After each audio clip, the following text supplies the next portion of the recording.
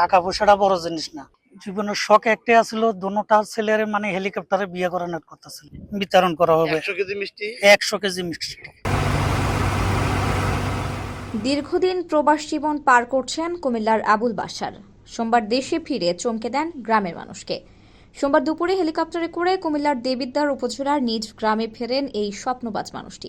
তাকে দেখতে অপেক্ষায় ছিল পুরো গ্রাম। আজ তার বাড়িতেই ছিল পুরো গ্রামের মানুষের দাওয়াত, না কোনো বিয়ে বা অন্য কোনো অনুষ্ঠান নয়। আবুল বাশারের বাড়িতে পুরো গ্রামের মানুষের দাওয়াত ছিল হেলিকপ্টার আগমন উপলক্ষে। ইচ্ছে ছিল দুই ছেলের বিয়ে করাবেন হেলিকপ্টারে, কিন্তু কোথা থেকে কিভাবে হেলিকপ্টার ভাড়া করবেন জানা না থাকায় সেই স্বপ্ন তখন অধরাই থেকে যায়। জীবনের শখ একটাই আছিল, দুটা ছেলের মানে হেলিকপ্টারে বিয়ে করানোর কথা ছিল। এখন ওয়াদা করলে তো ওয়াদাটা আমার ভঙ্গ হয় না। 2 বছর আগেও হোক আর পরেও হোক আমার ওয়াদা পূরণ করি। তো তাদের হেলিকপ্টারে বিয়ে করাইতে পারে না, এটা মনের একটা দুঃখ। তো এই হিসেবে দেশে যাইতেছি। আজকে 34 বছর তো বিদেশ করতেছি, দেশে যাইতেছি, বাড়ি বানাইছি, সবকিছু আল্লাহ আমারে দিছি।